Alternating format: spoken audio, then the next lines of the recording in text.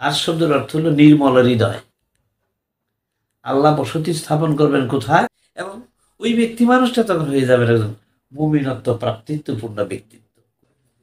পৃথিবীতে যত প্রাণী আছে,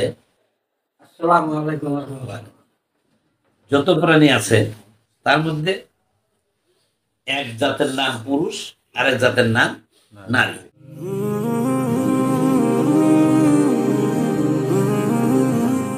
এখন দেহধারী আমি মমিন মাস্টার, এই যে আমরা যারা আছি উনি একজন ছাড়া, একজন এসে ভালোই হয়েছে। এই যে আমরা আমরা দেহধারী পুরুষ, তাই না? দেহধারী পুরুষ দেখলে আরা বোঝা যায় পুরুষ পুরুষ বোঝাই যায়। দেখ, এই দেহধারী পুরুষ পুরুষ না, পুরুষ হওয়া বড় কঠিন কাজ। যে লোকের এই বিষয় বাসনা, লোভ, লালসা, আশা, আকাঙ্ক্ষা, চাওয়া পাওয়া, যৌন মোহের তাড়না, প্রেম, ঘৃণা, এগুলো যায় ব্যক্তি মানুষের ভিতরে স্থান নেয় নাই, তিনি নিঃশেষ করে দিয়ে আশে পরিণত করেছেন তার মন মগজটাকে, ওই ব্যক্তি মানুষটা হলো পুরুষ। বুঝছে? কোরআনের ভাষায় যে ব্যক্তি মানুষের মনে বিষয় বাসনা, লোভ, লালসা, আশা, আকাঙ্ক্ষা, চাওয়া পাওয়া, যৌন মোহের তাড়না, প্রেম, ঘৃণা, এগুলো যত কিছু তার মস্তিষ্কের মধ্যে আছে, প্রভাব ফেলে আছে। কি করে আছে? প্রভাব নিয়ে আছে। দেহধারী পুরুষ হওয়া সত্ত্বেও ওই মানুষটা হাকিকতে নারী। বুঝছেন? আর যদি কোনো নারী, দেহধারী নারী, তিনি যদি এই বিষয়ে বাসনা, লোভ, লালসা, আশা, আকাঙ্ক্ষা, চাওয়া পাওয়া, যৌন মোহ, তাড়না, এগুলোকে যদি তিনি কি করেন, জয় করতে পারেন, এগুলোকে মোহ শূন্যতা করতে পারেন, ওই দেহধারী নারী হওয়া সত্ত্বেও তিনি হাকিকতে পুরুষ। যেমন ফাতেমা ছিলেন, আসিয়া ছিলেন, মরিয়ম ছিলেন, রাবিয়া ছিলেন। আমাদের ওখানে বাবা বলে ছিলেন, গিয়ে দেখে আসছিলেন, আমার পাশে থাকতো, আসতো নীলা পাগলি।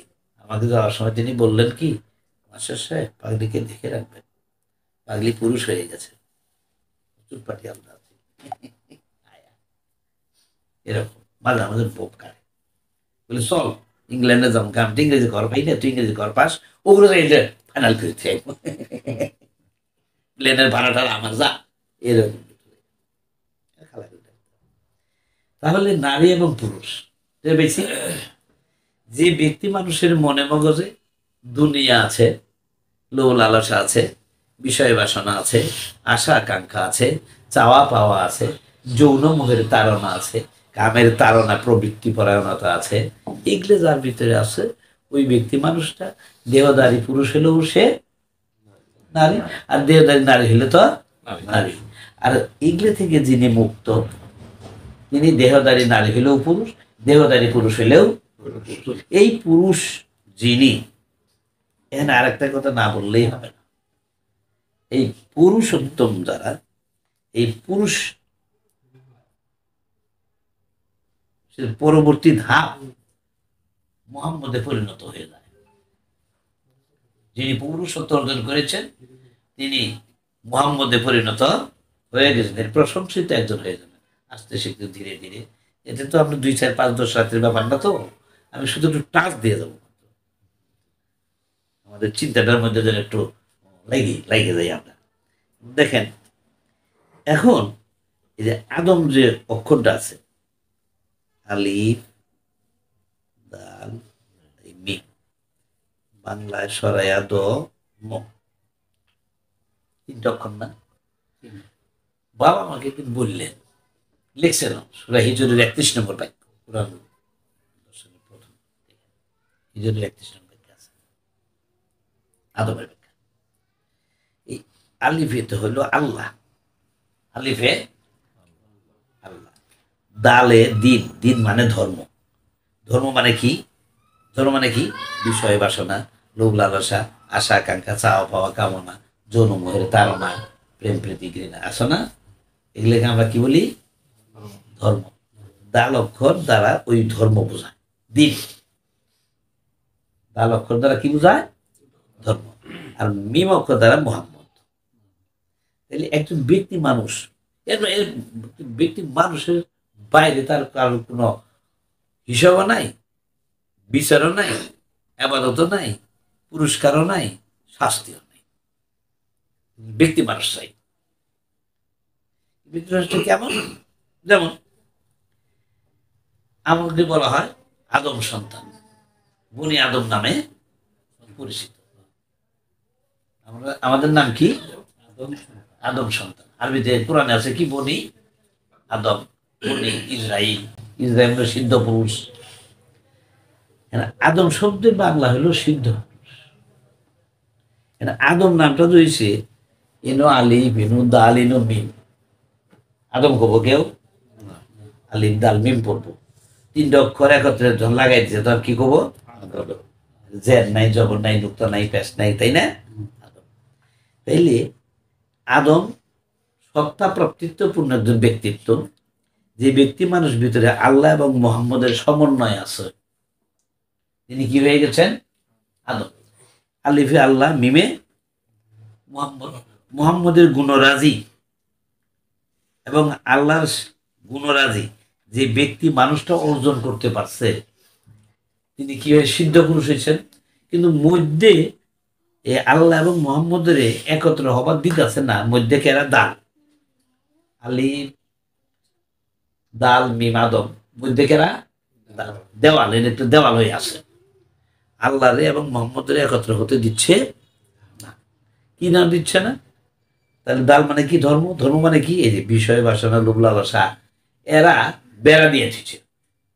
আমাদের হৃদয়ের মধ্যে আল্লাহ এবং রসুলের উপস্থিতি আছে, আমরা পারতেছি না একত্র করতে, আমাদের ভিতরে বিকশিত করতে। কারণ আমাদের ভিতরে কেরা আছে? দাল। দিন, দিন মানে কি? ধর্ম। ধর্ম মানে কি?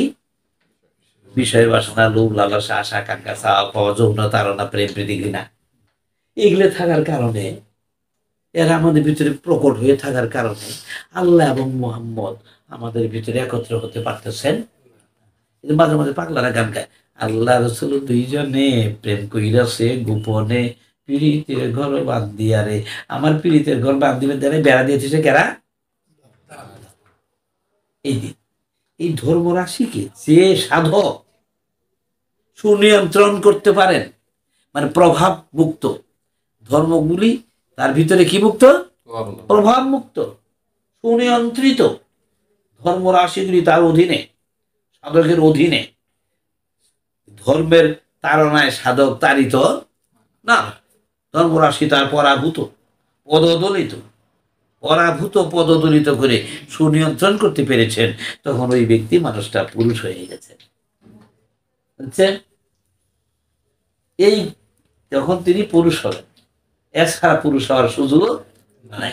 এই দেহধারী পুরুষ হলেই পুরুষ। কাহিনীটা কোন জায়গায়? এখন নারী এবং পুরুষ আমরা বুঝলাম, ধর্ম রাশিগুলি আমরা বুঝলাম, একটা আশ আল্লাহর আসন বুঝলাম, কুরসি ময়লাযুক্ত মন বুঝলাম, আর লৌহ মস্তিষ্কের স্মৃতিফলক বুঝলাম, লৌহ মাহফুজ, কলম মানে মহাপুরুষ। এখন আমরা যা হাত দিব, আমরা মানুষ নামক প্রাণী আল্লাহ সব সীমানাগুলিকে অতিক্রম করে চলতেছি। আল্লাহর সীমানা আমরা কি করতেছি? অতিক্রম করতেছি। লালন একটা গান আছে, চিরদিন স্বভাব তোমার আইল ডেঙ্গায় ঘাস খাবা। আইল মানে সীমানা। এই মেরে যাইস না, স্বভাব আমার ওই মেরে যায় ঘাস খাওয়া, তাই না? চিরদিন স্বভাব তোমার আইল ডেঙ্গায় ঘাস খাবা, মন রে সহজে কি সই হবা, ডাবের উপর পড়বে মুগুর, তখন গা টের পালা। এখন আইল ডেঙ্গায় ঘাস খাওয়া আমাদের স্বভাব।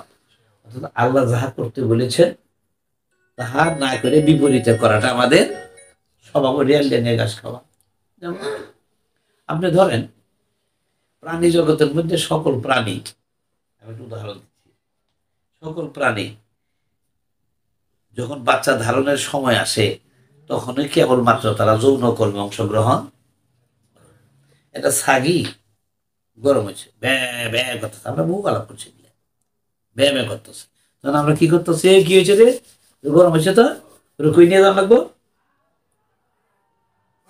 পাঠা দেওয়ার না, পাঠা বাড়ি নিয়ে যাবো, পাঠা বাড়ি নিয়ে যাবো, ওরে দিয়ে পাঠা দেখাইলে ওই ঠান্ডা আইসে পড়ছে, ওর তখন ওই দিন থেকে তার কি বাচ্চা ধারণের কারণ হয়েছে।